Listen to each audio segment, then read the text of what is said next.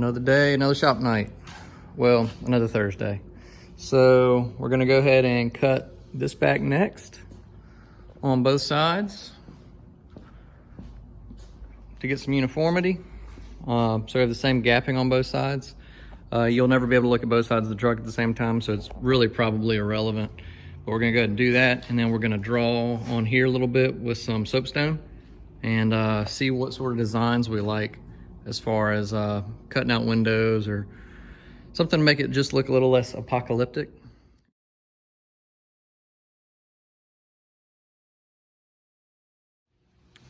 So mostly just drawing a bunch of pictures with the soapstone, trying to decide what I like.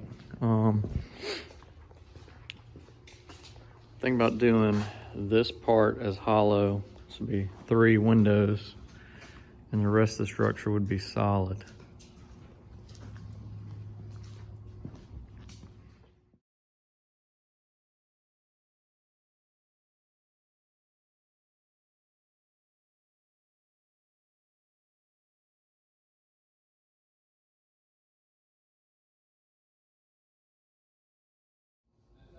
Behind every custom build is the closest round object within reach for the radiuses.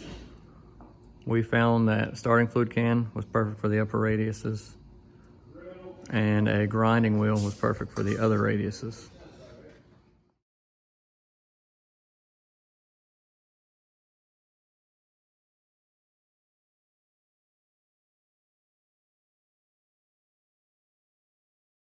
So we had a really good turnout of people for this shop night, so I figured I'd divide up my labor a little bit more and crawl under it and start looking at these fuel lines. Since we were running 2 tanks before, but we're not going to long term, I went ahead and cut those apart to try to figure out what I'm gonna do for fuel lines. Across a little bit later is these are the fuel lines that went to a splitter and then ran to the tanks on driver and passenger side of the truck.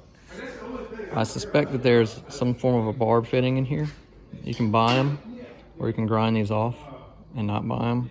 I'm gonna grind them off and see what it looks like. Potentially use that. Potentially just go to the store and buy a new one. But either way, I need something to get by for now. So.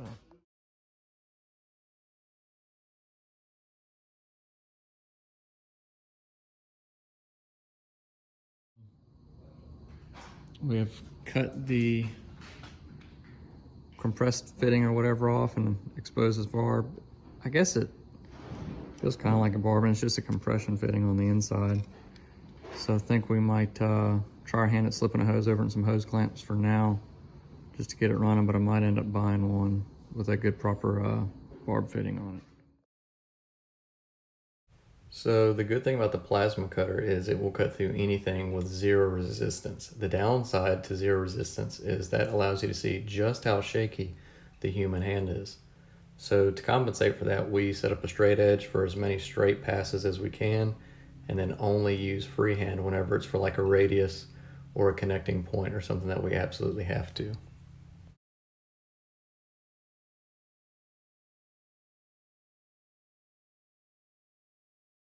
These homemade contraptions out of the short fuel lines probably would have worked. This was what came off of that. I think it was like 16 inches that went from the center little manifold vacuum deal over to the saddle tank. And I cut it apart trying to decide if I was just going to use this as a barb and just shove it in some fuel hose. But when I went to the hose place, which is right around the corner from me, to ask about hose, they had these. They're no clamp connections. You just lube it a little bit, shove it in the pipe, and they don't pull out with any realistic amount of force. It's just going to be a light vacuum line because it's just pulling diesel from the tank. And then you have, of course, a different size return line. It's a little bit smaller. So this fitting is coming from the engine, a large fitting, small fitting, and I'm going to just use a compression union to the new piece, which will have the hose on it. And then on the other end of the hose, we'll have the fitting, which connects straight to the tank. So that's gonna be my resolve for extending the fuel lines on this thing. It's probably the right way to do it. These probably would have worked on little homemade fittings, but I would have felt real dumb if I was driving down the street or something like that, or towing something heavy and started hearing a fuel knock. I would know 100% that it would be something that I did whenever I could have spent $25 on some fittings and got the right pieces. Actually got this idea from a buddy of mine who I communicate online with about stuff that's large commercial vehicles and stuff like that. But I did not know that this was something that normal hose places stocked. I thought that this was a specialty piece that you have to order offline or something. So appreciate that tip, Mike. That was a solid tip there. So my plasma cutter still needs consumables, so it's still in op right now. But Grant brought his plasma cutter out, and it cuts, I think, up to 3/8, which is much thicker than this. So went ahead and used it to cut out those windows, which made that a lot easier, and went ahead and ripped a couple strips to go ahead and start boxing in those plates.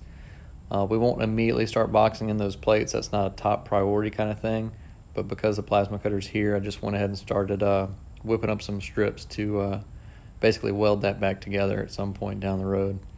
That's probably going to be it for tonight. But for next week, I'm thinking we'll start cutting on the fuel tank, welding a filler neck on, and start making the actual plumbing of the fuel fill more functional, or functional at all, really. Tune in next week.